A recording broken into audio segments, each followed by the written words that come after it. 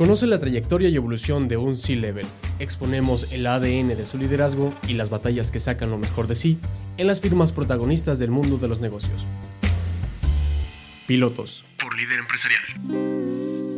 La doctora Mónica Porres Hernández, rectora institucional de la UVM, es una líder en educación con amplia trayectoria en formación docente, innovación académica y gestión institucional. Ha impulsado modelos inclusivos, fortalecimiento académico y procesos de acreditación, siempre con un enfoque en la calidad y el bienestar estudiantil. Yo tuve la infancia con mis padres, ¿no? Y mis hermanos. Fuimos 4 hermanos.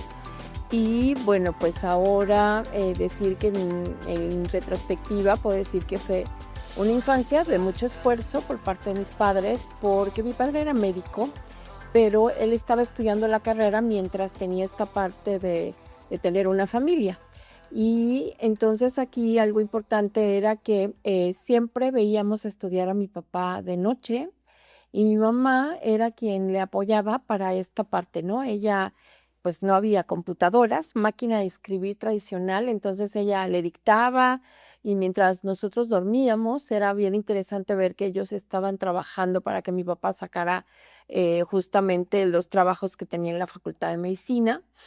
Y algo interesante fue que me parece que todo esto a nosotros nos rodea como hijos de esa parte, ¿no? Que había un gran esfuerzo para que mi papá pudiera sacar la carrera. Fue un médico muy entregado, terminó su carrera, la parte de criminología, fue un criminólogo también que estuvo pues participando, pero él era un médico con una vocación tremenda. Y entonces, ¿cómo eso nos impacta a nosotros y personalmente a mí? Bueno, pues igual ahí me gustaba estudiar muchísimo. Yo tenía como muy claro que quería estudiar pues lo convencional, ¿verdad? Yo sabía que iba creciendo dentro del entorno escolar, pero desde muy chica en la secundaria tuve la influencia de uno de mis maestros con la materia de física, un muy buen docente que me llevó a enamorarme de las ciencias en ese sentido. A mí me gustaba la química, la biología. Entonces, desde ahí empecé a tener como este espacio de inclinarme por las ciencias. Y además de eso, mi papá siempre nos acercaba lectura. Cada semana leíamos algo en casa, cada quien, los hermanos leíamos distintas cosas porque nos gustaba, pero a mí la parte de la lectura científica me llamaba mucho la atención. Entonces yo empezaba a leer estas cosas. Y dentro de los valores, creo que lo más importante, bueno, pues tuvimos una familia muy amorosa, muy unida entre nosotros. Esa es una familia como muy siempre hablando entre nosotros en primera persona, ¿no? Mi papá siempre, y mis papás ambos, porque mi mamá pues era una gran guerrera, mi madre no terminó la primaria, pero fue algo bien interesante porque a través de mi papá ella fue creciendo y construyendo con nosotros la forma de impulsarnos para seguir estudiando y es algo que todos terminamos, los 4 hijos nos graduamos y entonces esto me parece que dejó en nosotros una marca bien positiva de decir somos hermanos unidos. Mi única hermana falleció, entonces ahora estamos nada más mis 2 hermanos y yo, pero te puedo decir, pues dentro de los valores familiares, cada semana nos hablamos, aunque no estamos cercanos a veces en los mismos lugares, nos llamamos, siempre buscamos hablarnos con todo este tema, la parte de la verdad, de ser íntegros. Es algo que mis padres nos dejaron como muy cercano y pues siempre en familia, ¿no? Entonces ese sería el espacio de niña. Pilotos. Estudiamos lo que nos apasiona porque buscamos crecer, aportar y construir nuestro propio camino en la vida. Yo la elijo porque yo quería una combinación de todo el escenario que llevara física, química, matemáticas y biología, ¿no? O sea, era algo que realmente sí me gustaba mucho. Y justamente como que el plan de estudios que en aquel momento en conversación, no nada más con mi papá, sino él por su lado, por ejemplo, había varias universidades con posibilidades de que yo me fuera solamente a química, pero cuando encontramos el plan de estudios donde se vinculaban como todas estas materias, pues haz de cuenta que a mí me conquistó y entonces es algo que tomo como con muchísimo agrado, ¿no? Porque yo estudié una preparatoria justamente que era de 2 años, entonces esto me daba la posibilidad de entrar a la carrera un año antes que el resto de mis compañeros de manera regular y entonces esto me encantaba. Me fui a estudiar a Querétaro, empecé la carrera en Querétaro y la carrera en ese momento se llamaba Ingeniero Bioquímico en Ciencias Alimentarias, ¿no? Vamos a decirlo así. Pero la carrera no estaba completa ahí, entonces haz de cuenta que me tuve que trasladar, estaba yo en Querétaro, a Guaymas, Sonora, y entonces ahí había que hacer un cambio radical de vida, porque imagínate tú que yo soy la segunda nieta mayor, bueno, de mujeres la primera nieta de ambas familias, paterna, materna, y entonces viene un escenario así como bien contrastante de cómo en aquel entonces mi papá me iba a permitirme estudiar fuera, o sea, eso era impensable, ¿no? Y, y mi papá decía, claro que sí, o sea, claro que sí, si eso es lo que ella quiere, ¿por qué no? Y entonces, pues internamente o familiarmente, pues ya sabrás la lucha, mis abuelas le dejaron de hablar no sé cuántos meses, ¿no? Porque me dejó ir, porque yo quería justamente la carrera. Primero Querétaro era cercano relativamente, ¿verdad? Pero para ellos Guaymas era como, pues sí, irte al desierto, finalmente eso era. Y entonces creo que fue interesante porque ahí terminé la carrera y ya la carrera la termino con todo completo, es Ingeniería Bioquímica en Ciencias Marítimas y Alimentarias. Y entonces allá algo que desarrollo es justamente algo que también me apasiona, que es la investigación.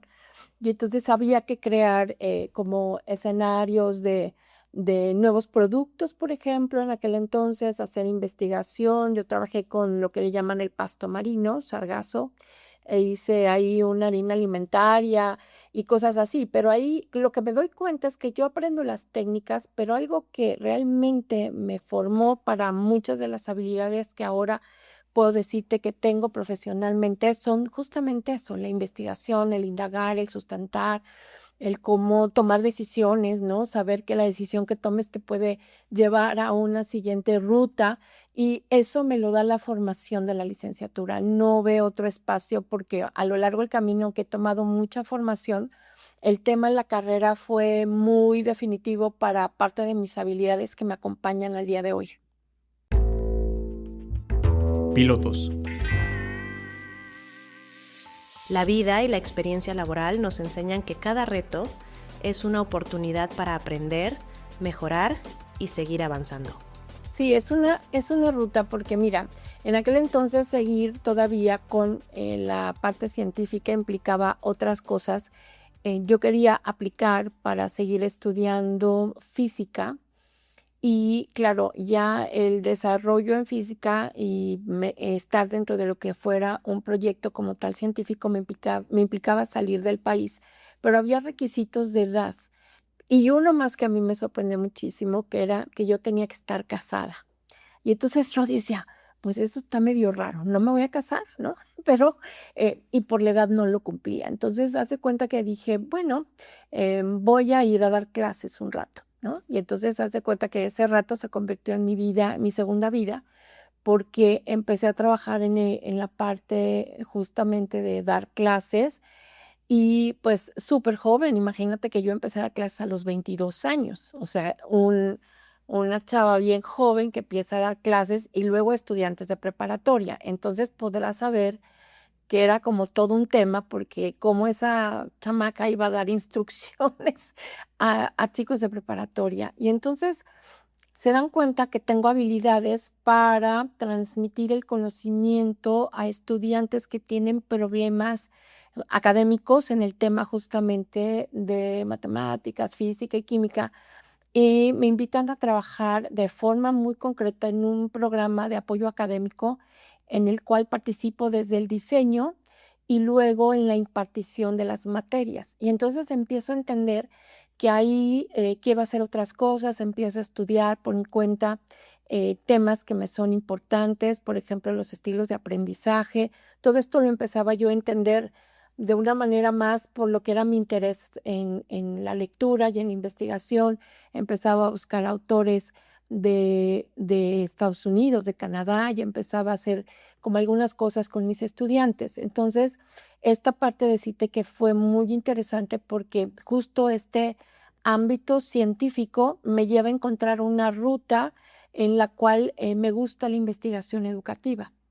Y entonces empiezo yo a tener también escenarios de hacer propuestas de cómo hacer mejoras en la parte de la didáctica de ciertas materias y empiezo a trabajar la didáctica de 2 materias, que es justamente física y química, materias que no nada más reprueban los chicos de preparatoria en porcentajes importantes, sino también los estudiantes de carrera.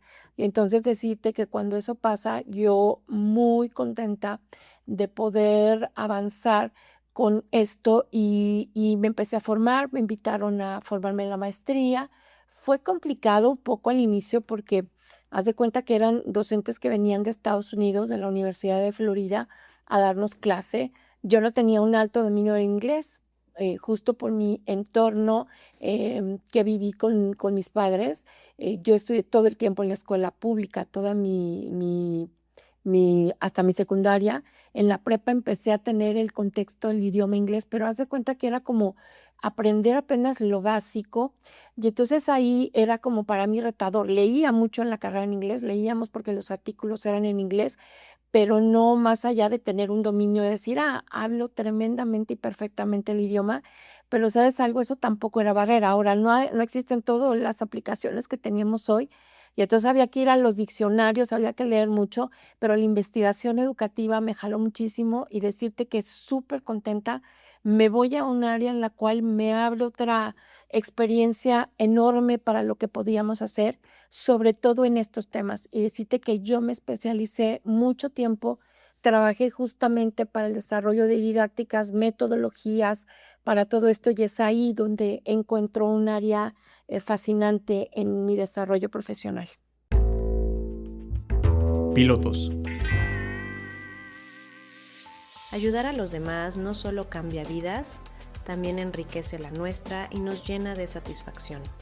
No, sí, porque haz de cuenta que empecé a dar clases y luego se dan cuenta de esta capacidad que tengo de conectar con los estudiantes, el tema de los problemas que empezaban a tener, el cómo podía yo ayudarlos, por ejemplo, hacer la transformación que nos interesa a las universidades, pues que el estudiante tenga una muy buena experiencia de aprendizaje, pero también el hecho de decir que vayan siendo personas emocionalmente sanas, ¿no?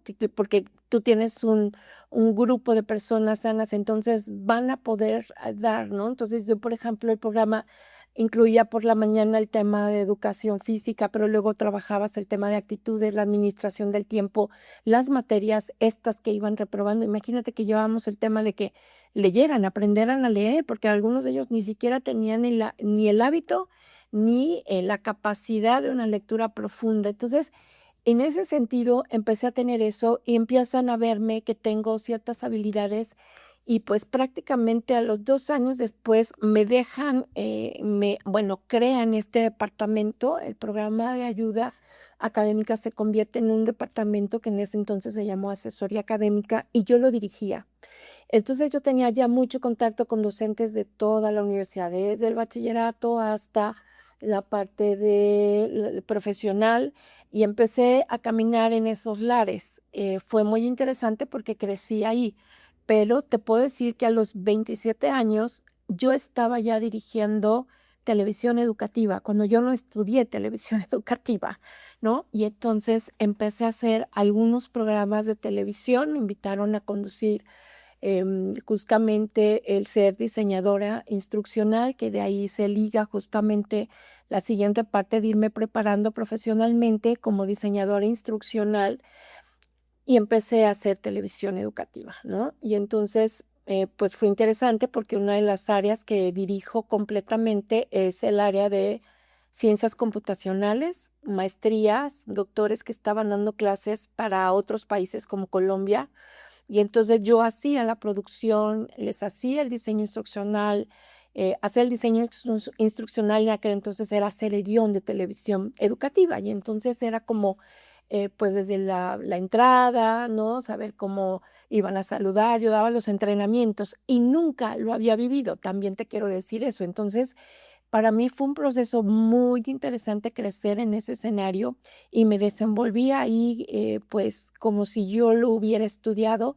Realmente tuve mucha gente a mi alrededor que me apoyó, los camarógrafos, la gente de piso, me enseñaron y yo aprendía. Incluso llegué en algún momento hasta conducir, o sea, mover alguna cámara cuando había algún tipo de situación que se presentara. Pero el producir televisión me abrió otra área y me tocó escribir parte de lo que fue el modelo de educación virtual del TEC de Monterrey, documentando en aquel entonces justamente la parte de qué se tenía que hacer para un programa de televisión educativa. Y todo eso es antes, y yo te voy a decir que esto ya me estaba perfilando porque dejo la televisión y me voy a una área, bueno, dejo de hacer televisión, pero no de participar. Yo daba clases en la maestría en educación, entonces yo estaba ya después como docente, pero algo que empezó también, me empiezan a ver otra vez, un rector dice, bueno, pues, dice, te voy a invitar a algo que no vas a querer, no me vas a decir que no. Y me invita a, pues justamente a crear un departamento, porque era un centro de innovación e investigación educativa.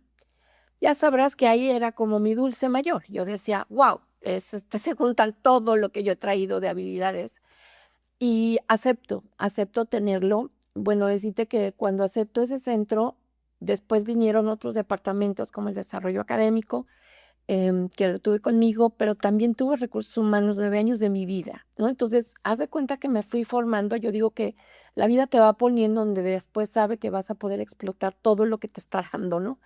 Y entonces, un buen tiempo tuve justamente todo esto para uno de los campus del TEC y pues fui la directora de desarrollo académico. Ahí le reportaba yo directamente al director, pero yo empezaba ya a tener enlaces muy fuertes, vamos a decir, con las áreas centrales, ¿no? Vamos a decir, del propio TEC arriba. Y entonces mis entrenamientos ya no eran como nada más en un campus, sino que yo ya participaba en proyectos institucionales. Yo decido dejar el TEC cuando mi papá entra en un estado de salud muy crítica. Y entonces decido dejar la universidad y decir, no me voy a perder esta última parte de mi papá. Y fue una buena decisión, ¿no? Dejo la universidad, dejo el TEC y pues era como una locura porque yo estaba teniendo una vida profesional como espuma. Yo estaba muy consolidada con todo lo que estaba haciendo, contenta con mis proyectos, con la gente, o sea, estaba realmente en un buen momento, pero esta parte personal que me regresaría a esta parte de decir que éramos una familia como muy amorosa y muy cercana, yo decía, mi papá ya se va y yo no me voy a perder esto. Y entonces dejo mi trabajo completo y pues decirte que al dejarlo fue interesante porque mi esposo estaba pasando exactamente el mismo escenario con su mamá y entonces los dos dejamos el trabajo. Quiero decirte que los dos dejamos el trabajo por cómo cerrar esta parte, estos ciclos.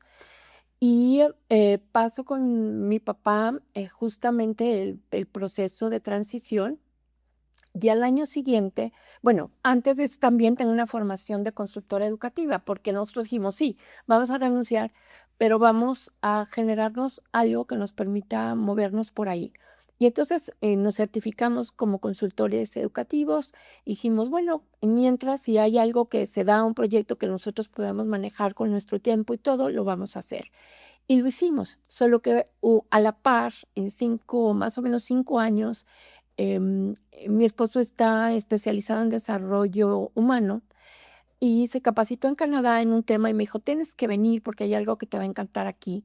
Y entonces justamente el tema de estilos de aprendizaje me lleva ahora sí que a un siguiente escalón de aprendizaje importante que a mí me gustó muchísimo, que tiene que ver con Canadá, pues está como muy en contra porque tenían un alto índice de chicos que estaban en niveles de suicidio y empiezan a trabajar justamente el tema de disminuir eso a través de la parte socioemocional. Y entonces me dice, tienes que ver esto, te va a gustar. Y entonces voy y efectivamente encuentro toda una técnica, una forma de cómo trabajan con los niños, ayudándoles a entender esto a través del escenario, de los estilos de aprender, pero ahora a través de los colores. Entonces, fíjate, me conecta el tema y empiezo yo a generar algo y me hago consultora experta en eso. De hecho, acá en México, cuando tengo ratos libres, sigo en esa parte porque me gusta. Sé que eso va a ser parte de mi siguiente paso una vez que yo deje la universidad, de tener un proyecto personal y me gusta muchísimo. Entonces, decirte que me certifico, soy cromoterapeuta certificado, o sea, es un tema ahí muy interesante que ya te lo contaré en otro momento más, no vinculado a mi área de rectora, pero decirte que es algo que me fue formando y cuando llega el año, mi papá fallece en el 2008 y cuando llega el año 2009, ese año yo me topo con el rector de la UVM, el doctor César Morales Hernández, quien justamente dirigía en ese momento la universidad y nos topamos en la calle porque a mí como consultora me llaman para dar una capacitación a una persona que iba a entrar a UVM a uno de los puestos directivos. Y entonces me dicen, tienes que entrenarlo porque él va a dar una capacitación en PepsiCo, pero lo tienes que entrenar para que lo haga virtual. Entonces queremos que todo el entrenamiento de televisión, guiones, todo se lo des. Por eso te digo que capitalizas. Entonces llego yo y entonces voy a entrenarlo y resulta que de buenas a primeras me topo con el doctor Morales y me dice que qué estaba haciendo. Y yo le digo, pues vengo a dar una capacitación. Me dice, ¿aquí? Sí. ¿Y por qué no te quedas? Quédate con nosotros 3 meses, ayúdame como en la capacitación en línea. Y yo, pues yo no lo tenía en mi radar. Y le dije, doc, déjame ver, porque ahorita lo que estoy haciendo estoy muy contenta también, le dije. No me soltaron ese día en la tarde, me buscó la persona de recursos humanos y me dijo, por favor, quédate con nosotros un tiempo corto. Y mira, ya ahora son 15 años. Y sí, pues dentro de la universidad llegué al área de formación docente. Creé los primeros cursos de capacitación en línea porque la universidad no lo tenía. Y entonces empezamos a capacitar en línea. Y te voy a decir en qué lo hice, que es lo más orgullosa que me hace sentir. No había plataforma para hacer capacitación. Lo hice en blogs. Di la capacitación en blogs. Entonces imagínate que me meto a investigar y encuentro una plataforma ahí, EduBlogs. Y entonces empiezo a ver que esto podía ser diferente al blog tradicional y levanto la capacitación. En ese entonces levanté 10 cursos de capacitación en línea para los maestros. Entonces, pues te puedo decir que esa parte pues la llevé con todo porque la tecnología me gusta también. Y entonces armé los blogs. Yo los armé. No puse gente porque nadie sabía cómo se manejaba eso. Y entonces, súper contenta. La universidad tiene ya en ese momento, empieza a acercarse Laureate. Y formalmente a partir del 2010, pues VM pertenece ya a Laureate. Y entonces ahí ya me contactan con la gente de Estados Unidos y me dicen, bueno, pues vas a entregar los cursos, ellos se van a encargar de montarlos en plataforma. Y pues ya cambió ahí el sentido de lo que yo traía en la formación y yo ya había acabado mi tarea. Pero entonces me busca nuevamente el rector y me dice, oye, bueno, ahora necesitamos que nos ayudes a crear el modelo de los bachilleratos de UVM. Y me dijo, te voy a dar 9 meses para que te vayas a ver los campus donde hay preparatoria y crees el modelo. Entonces era otra gran aventura entrar a ver eso, porque era ir a ver clases, empezar a ver qué era lo que estaba pasando. Y yo creé el modelo de bachillerato inicial de la preparatoria, lo documenté. Y en aquel momento, pues también hice un cambio bien fuerte porque la SEP empieza a crear lo que es el Sistema Nacional de Bachillerato. Y yo decía, voy a ver la primera universidad privada que va a tener a sus preparatorias certificadas, ¿no? Y entonces ya sabrás que me empiezo a meter, la gente decía, pues esta está media loca porque las privadas ni se meten en eso. Y logré certificar 6 preparatorias nuestras en aquel entonces. Creé el modelo y también llevo a la preparatoria a los mejores resultados del Ceneval, ¿no? La preparatoria no se medía, y yo decidí que quería yo que me dieran la calidad de mis programas y decirte que le doy la vuelta a un bachillerato que no se volteaba a ver, que no se volteaba a mirar, y es uno de los bachilleratos que el día de hoy nos tiene súper orgullosos con toda la oferta que ofrece, desde oferta presencial hasta la oferta en línea. Entonces, decirte que hasta ahí es mi historia previa a ser vicerrectora académica y luego rectora. Entonces, por ahí va la historia. Pilotos. El liderazgo no se trata de mandar, sino de inspirar, guiar y crecer junto a los demás. Por ejemplo, yo creo que en este caso para mí la parte de ser un líder nutritivo, o bueno, que ahora tendría que ocupar el nutritiva, una líder nutritiva es una parte importante porque como mujer no es fácil ocupar posiciones desde el momento en el que yo me formé, ¿no? Vamos a decir, siempre era, pues tú sabes que se conformaban, al menos en el momento que yo estaba, pues que las ternas para un puesto, ¿no?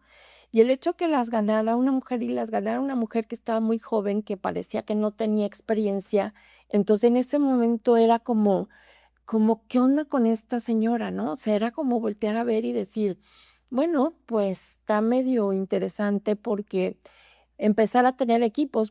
Mira, yo he tenido equipos de más de 50 personas, así como he tenido equipos de 10, pero nunca he tenido equipos muy chiquitos. Realmente solo cuando llegué a capacitación era cuando yo empecé en VM, ese ha sido mi primer puesto yo solita.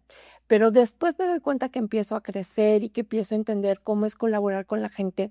Y lo primero que digo es, yo voy a tratar a la gente como a mí me gustaría que me trataran o que me hubieran tratado.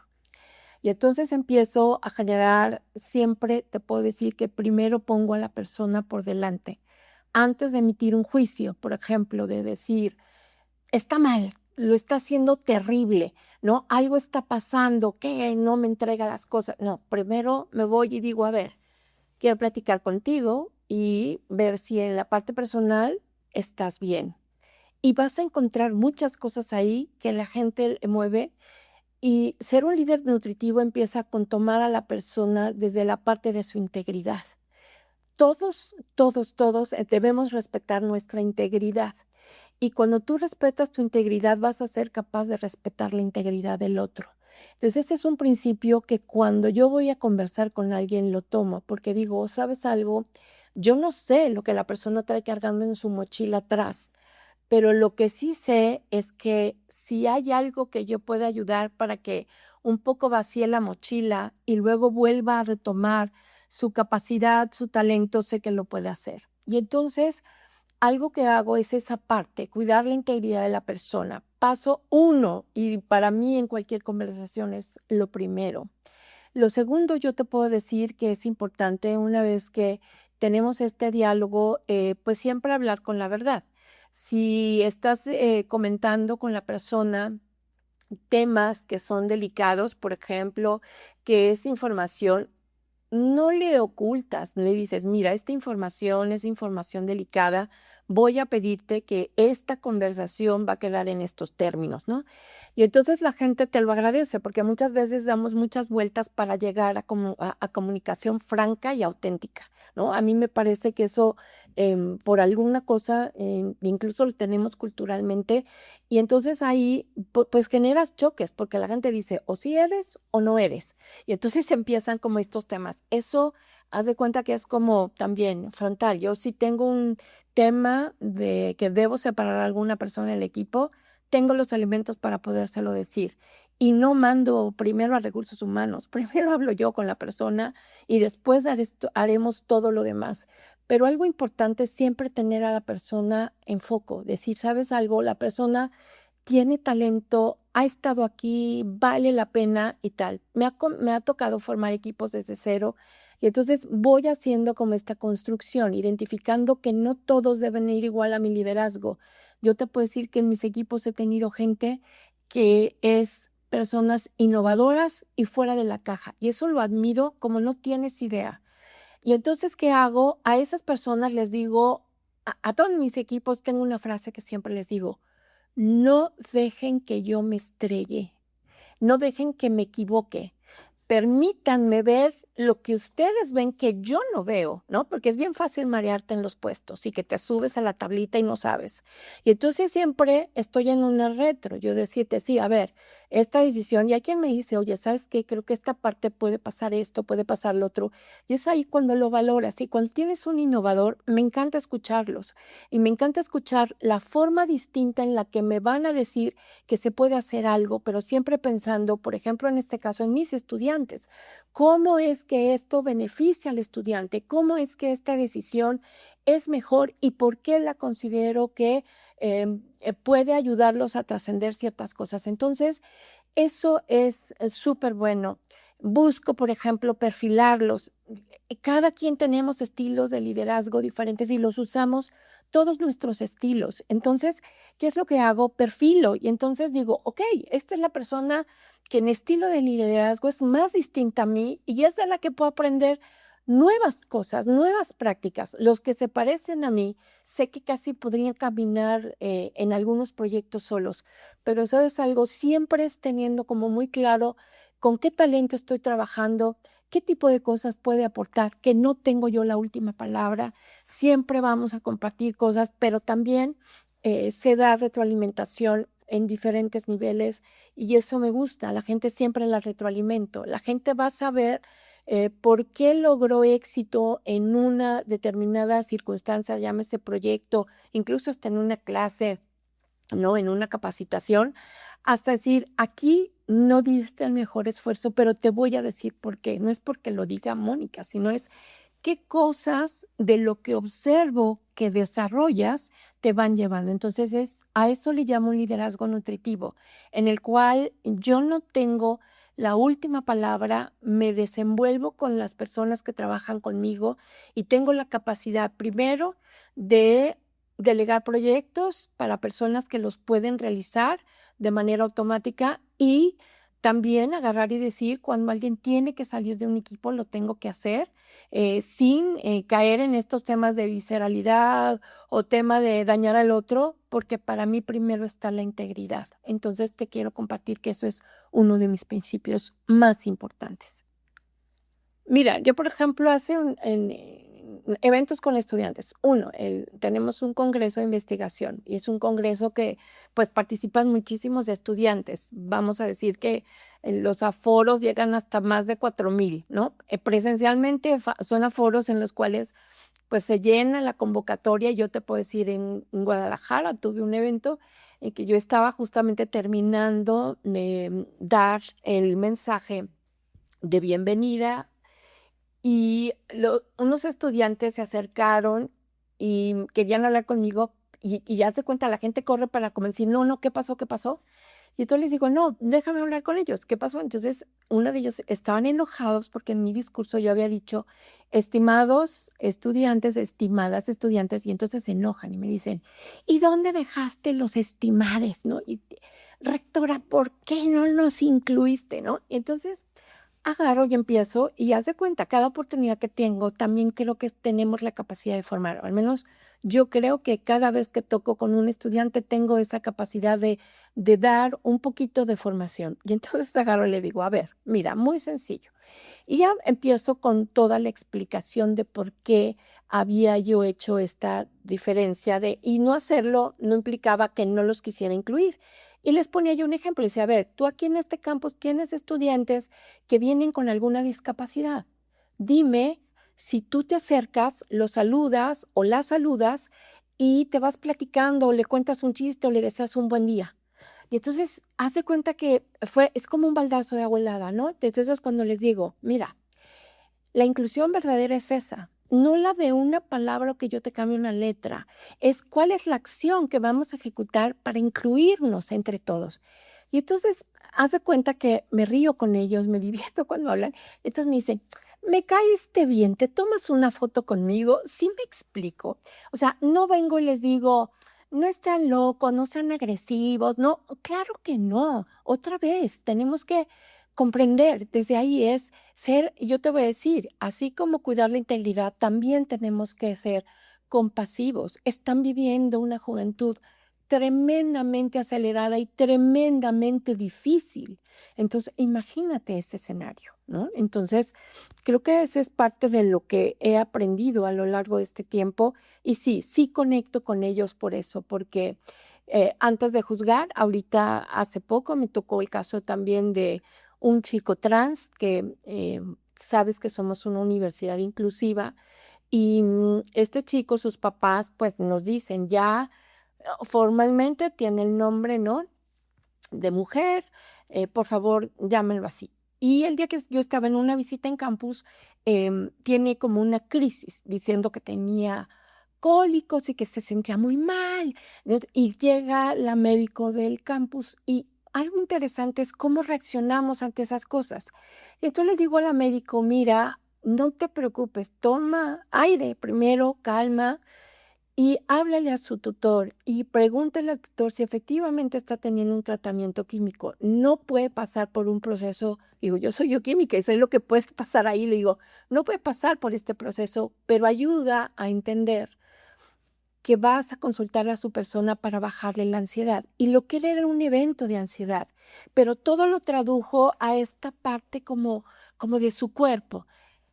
Y te voy a decir algo, cuando eres empático, cuando conservas esta parte de la compasión, a decir, ay, canijos escuincles, me sacan de quicio, ¿no? Claro que no, son personas en formación. Y yo creo que el compromiso que tenemos en la universidad es formar una mejor sociedad. Y ellos van a estar viviendo cosas que en el momento que yo estaba siendo joven, a mí no me tocaron pero que ahora, al voltar a ver lo que están viviendo ellos, tenemos que entrar nosotros. Por ejemplo, yo ya estoy dentro de la edad de adulto mayor y digo, ¿sabes una cosa? Calma.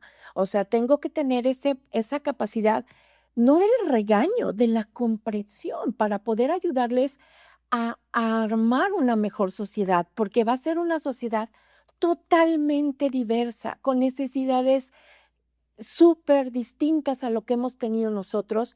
¿Y sabes qué es lo más complicado?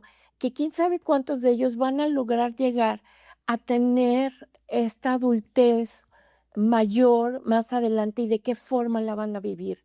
No están queriendo hijos, no están queriendo tener problemas diferentes, no los quieren resolver, quieren agarrar y decir cosas fáciles, lo que me resuelve la vida más rápido, pero cuando lleguen problemas más complicados, se van a enfrentar a algo que no han tenido entre sus manos. Y entonces, ¿dónde estamos nosotros para conducirlos? Creo que ese es el punto y desde ahí es donde hago la conexión con los estudiantes también.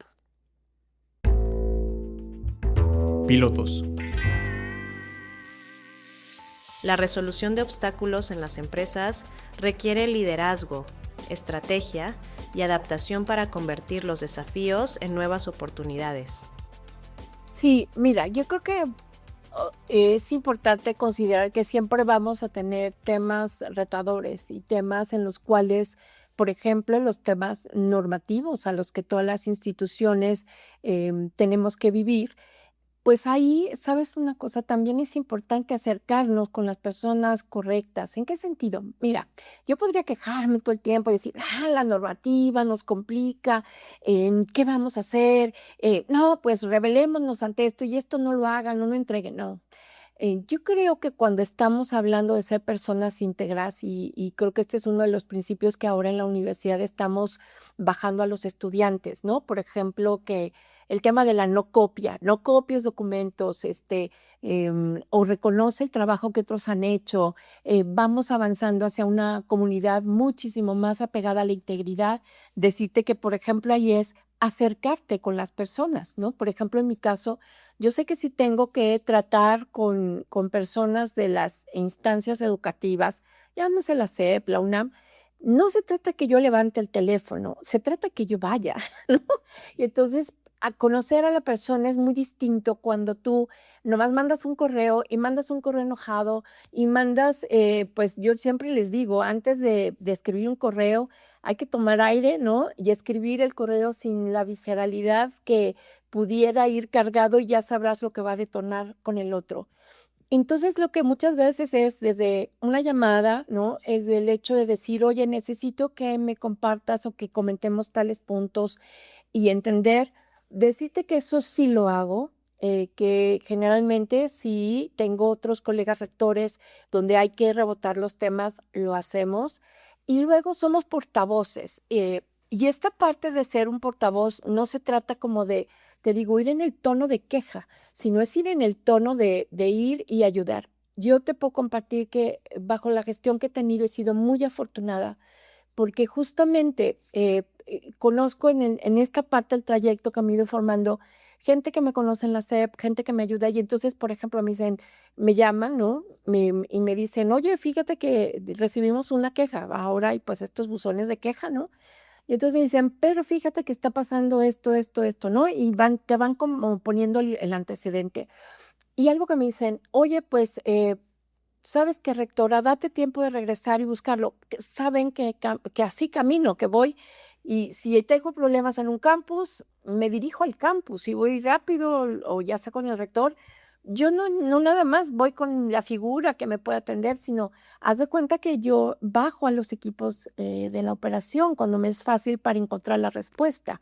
Y solo para decir, está un trámite que esté detenido, voy y digo, oye, ¿por qué está detenido este trámite? Ya me comentan, no, es que fíjese que pasó esto, tal, y si es con la autoridad, regreso a la autoridad y le digo, mira, necesito que me ayudes porque este chico va a pasar al siguiente nivel educativo y pasa esto y esto. Y sin esa exigencia, te puedo decir que me ayudan, ¿no? Es como, trata a la gente nuevamente como te gustaría que te trataran. Y ese principio en este momento es fundamental, porque sabes algo, son momentos complicados, entender las nuevas gestiones, los cambios, las personas que se mueven y pues nunca necesariamente en el primer momento vas a tener una buena impresión. Siempre es como estás esperando que venga el acto agresivo, vamos a decirlo así, ¿no? ¿Y por qué? Pues nuevamente es el tipo de sociedad que tenemos. Todos somos reactivos. Ve lo que pasa en las redes, ¿no? Y entonces, por ejemplo, a veces dices, muy bien, ¿por qué estamos ahí? Otra vez, porque nos cuentan una parte de la historia, pero no tienen la historia completa. Y entonces, cuando yo estoy frente a esto, lo primero es que busco dónde está la información, tengo todo, y ya con información en mano, acciono. Hay momentos críticos, sí. La pandemia fue un momento que a mí me tocó como vicerrectora académica. No me tocó como rectora, pero te voy a decir algo, ahí hubo momentos extraordinariamente complicados, porque los estudiantes no querían ser evaluados. Los estudiantes decían, estaban entendiendo lo que estaba pasando con esta situación de una pandemia que ni la palabra creo que la comprendían completamente y ni nosotros mismos en cómo nos iba a llevar. Pero te voy a decir algo, no dejé de evaluar a los estudiantes tal, y siempre era una explicación, y les decía por qué, y entonces era como muy fuerte, porque había muchas cosas que estaban pasando, pérdidas de familiares, los estudiantes te contaban sus historias, maestros que pasaba lo mismo, ¿sabes? Cuando tú tienes esos entornos, para mí un problema ahorita, te voy a decir algo, y le voy a decir con esa palabra, pues ya la podemos cambiar después. Para mí es una bendición porque me da la capacidad de tomar una decisión. En un momento en el que ya puedo salir, en que la gente no está muriendo, entonces te puedo decir algo, ese problema tiene solución, porque estamos personas que vamos a interactuar y lo vamos a sacar adelante. Pero ¿cómo resuelves una pandemia donde la gente está muriendo en los hospitales, donde hay un montón de cosas que están pasando, la gente no tiene los medicamentos, no hay oxígeno? ¿Sabes? Eso sí era un problema. Y cuando ahorita yo me observo, digo, sí tengo una situación, pero es una situación que me permite nuevamente ponerme a prueba al servicio el servicio educativo que estoy dando para la UVM. Pilotos. El éxito sostenible comienza con hábitos saludables, energía, enfoque y bienestar para alcanzar tus metas empresariales. Sí, fíjate que a mí primero me gusta leer mucho y leo, ¿no? No he dejado de leer los temas científicos, me encantan. Ahorita estoy leyendo sobre epigenética, ¿no? Es un tema bien interesante, me encanta, estoy leyendo sobre eso. Y con mis estudiantes de biotecnología seguro voy a tener mucho eco porque es un tema bien interesante. Esa es una parte que es como algo que me distrae y me gusta. Pero fíjate que me gusta mucho la práctica de la meditación, es algo que sí hago. Hay quien puede decir que eso es bien rollero, pero sabes una cosa, me ayuda a quietar la mente. He aprendido mucho sobre la técnica de respiración. Y algo que me gusta es justamente como aquietar la mente, ¿no? Como tratar de poner la mente sin tanta revolución, porque claro, a veces hay momentos, ahorita nuestra universidad va a pasar por su proceso de acreditación de FIMPES y pues te puedo decir que es una locura. Yo he hecho muchísimos viajes, empecé viajando, pero yo estoy viajando para este tema desde octubre del 2023, me subo, bajo, veo aviones, corro, ¿no? Y lo que hago es eso, medito, leo, me gusta contestar sudokus, eso sí me gusta.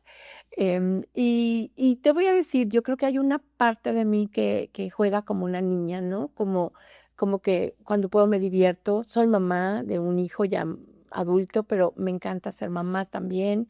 Entonces, ¿sabes? Cuando él no vive aquí, él vive en Canadá, pero algo que cuando tengo mi tiempo de ser mamá, lo soy, ¿no? Ahorita fui a hacer mole a Canadá y cociné y cosas de estas, eso lo disfruto mucho. Entonces, a cada cosa le doy su lugar, ¿sabes? No me desboco.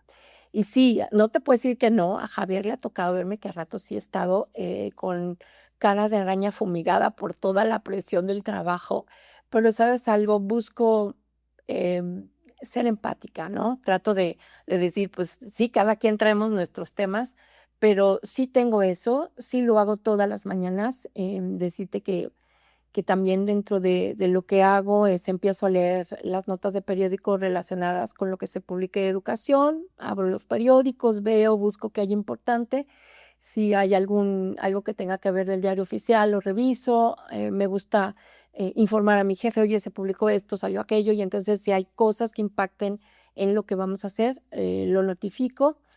Em, Reviso un poco el estado financiero también, ¿no? De cómo está la parte del país, el comportamiento con respecto a otro, porque esto, imagínate, nosotros atendemos a un público muy alto de clase media, media superior, media baja, entonces esto tiene un impacto, ¿no? De repente, ¿qué está pasando? Si hay empleos, si no hay empleos, y hacia dónde. Y luego, teniendo esto como en la mañana, como no hubo una nota muy fuerte o no pasó tal, llego y empiezo un día muy normal.